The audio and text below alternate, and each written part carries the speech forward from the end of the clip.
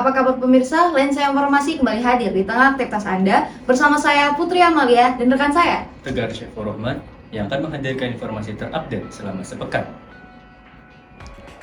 Baik pemirsa, berita kali ini kita awali dari daerah Cirebon, Jawa Barat. Telah terjadi longsor di Gunung Kidul, Kecamatan Duku Puntang, Desa Bobos. Dipastikan tidak ada korban jiwa dalam peristiwa tersebut, namun para pekerja yang panik berhamburan untuk menyelamatkan diri.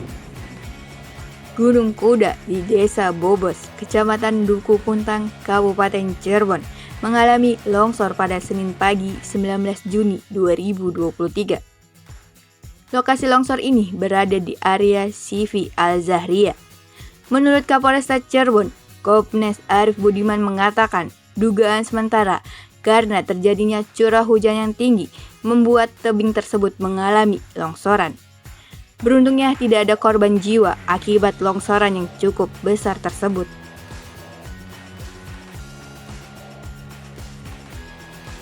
Pemirsa, masih dalam kota Cirebon, pada tanggal 17 Juni 2023 lalu, komunitas Kejar Mimpi Kota Cirebon mengadakan kegiatan World Environment Day Public yang memperingati Hari Lingkungan Hidup Sedunia. Betul sekali, dan seperti apa keseluruhan kegiatannya? Inilah liputan untuk Anda. Pada Sabtu 17 Juni 2023, bertepatan di Gedung Kreatif Ahmad Johara, Cirebon, dalam rangka memperingati Hari Lingkungan Sedunia dan berkolaborasi antara pariwisata berbasis lingkungan hidup pada wilayah Cirebon. Diskusi publik oleh Kejar Mimpi Cirebon sukses menarik perhatian masyarakat. Acara tersebut dihadiri oleh perwakilan komunitas-komunitas di Cirebon atau kalangan umum masyarakat Cirebon.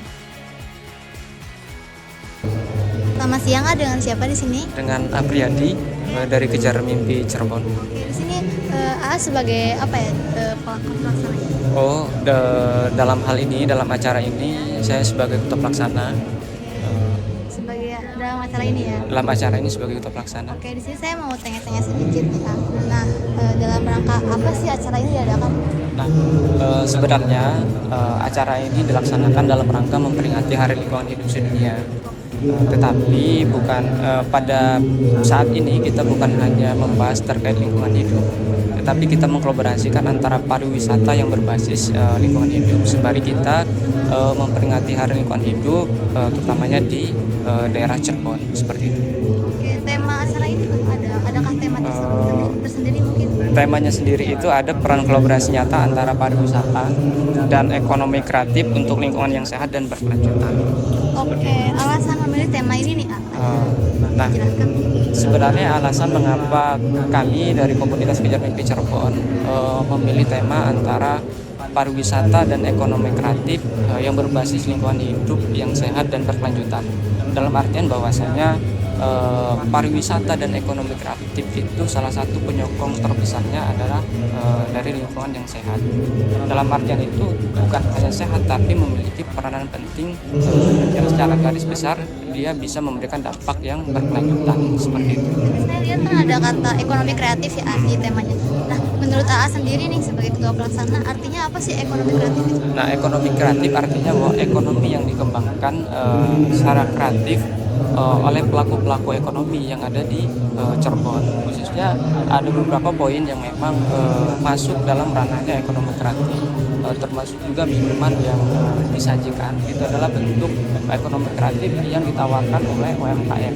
Basisnya adalah berasal dari lingkungan seperti itu. Dan acara ini dari buku untuk siapa saja ya? Acara ini dibuka untuk komunitas, untuk organisasi dan juga untuk umum. Jadi semua stakeholder yang mempunyai kepentingan baik itu bertujuan untuk mengembangkan pariwisata yang berbasis lingkungan itu bisa ikut seperti itu untuk pesertanya sendiri. Nah, setelah acara ini beres nih mungkin ada rangkaian acara selanjutnya? Ada. Jadi saat ini kita memiliki dua agenda sebetulnya.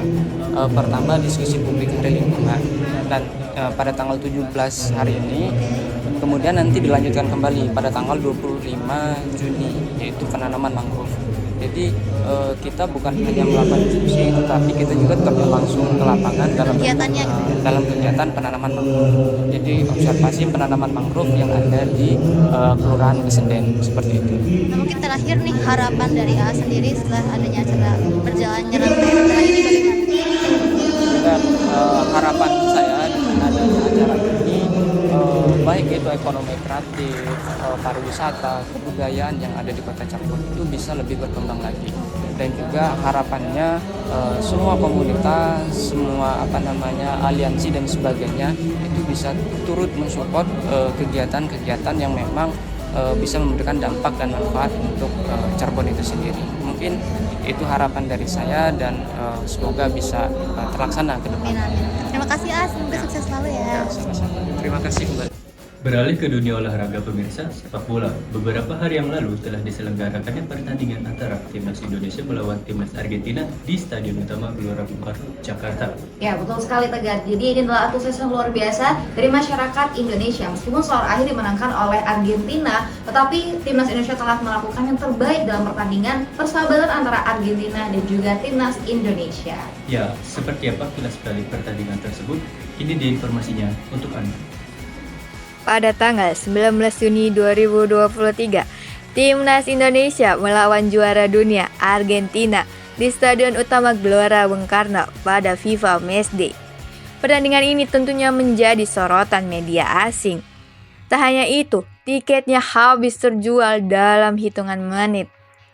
Timnas Indonesia telah berjuang memberikan perlawanan saat takluk 0-2 dari juara dunia Argentina. Namun, mantan pemain Timnas Indonesia serta masyarakat Indonesia menyambut bahwa pertandingan ini menunjukkan terobosan luar biasa dari PSSI. Baik pemirsa, selepas dari persepak bola Indonesia yang euforia masih terasa hingga saat ini, ada kabar baik pula yang datang dari pemerintah Indonesia. Presiden Joko Widodo secara resmi telah mencabut status pandemi COVID-19 di Indonesia dan menggantikannya dengan status endemi. Namun, di samping itu, bertepatan juga dengan hari itu, Presiden Joko Widodo berulang tahun yang ke-62 dan mendapatkan banyak ucapan dari masyarakat Indonesia. Presiden Joko Widodo mengumumkan bahwa status pandemi COVID-19 di Indonesia dicabut. Setelah lebih dari 3 tahun Indonesia berjuang menghadapi pandemi virus corona, kini Indonesia telah memasuki masa endemi. Meski status pandemi dicabut, Presiden Jokowi tetap meminta masyarakat Indonesia untuk tetap berhati-hati dan menjalankan protokol kesehatan. Selain kabar terkait pandemi, pada hari itu juga merupakan hari ulang tahun Pak Jokowi yang ke-62. Kabar ini tentu menjadi kabar bahagia bagi kami seluruh rakyat Indonesia. Semoga Pak Jokowi selalu diberikan kesehatan dan kesuksesan dalam memimpin Indonesia ke depannya. Bismillahirrahmanirrahim. Assalamualaikum warahmatullahi wabarakatuh. Salam sejahtera bagi kita semua. Bapak, Ibu, saudara-saudara sekalian yang saya hormati. Setelah 3 tahun lebih kita berjuang bersama menghadapi pandemi COVID-19. Sejak hari ini, Rabu 21 Juni 2023, pemerintah memutuskan untuk mencabut status pandemi dan kita mulai memasuki masa endemi. Keputusan ini diambil pemerintah dengan mempertimbangkan angka konfirmasi harian kasus COVID-19 mendekati nihil. Hasil seluruh survei menunjukkan 99% masyarakat Indonesia sudah memiliki antibodi COVID-19. WHO juga telah mencabut status Public Health Emergency of International Concern. Walaupun demikian, saya meminta masyarakat untuk tetap berhati-hati serta terus menjalankan perilaku hidup sehat dan bersih. Tentunya dengan keputusan ini, pemerintah berharap perekonomian nasional akan bergerak semakin baik dan meningkatkan kualitas kehidupan sosial ekonomi masyarakat. Terima kasih. Wassalamualaikum warahmatullahi wabarakatuh. Baik pemirsa, berita tadi sekaligus menutup perjumpaan kita pada hari ini. Tetap ikuti lensa informasi Newsfix selanjutnya. Saya Putri Amalia. Dan saya Tegar Syekh Rohman, serta kru yang bertugas pamit undur diri. Tetap semangat dan Sampai jumpa.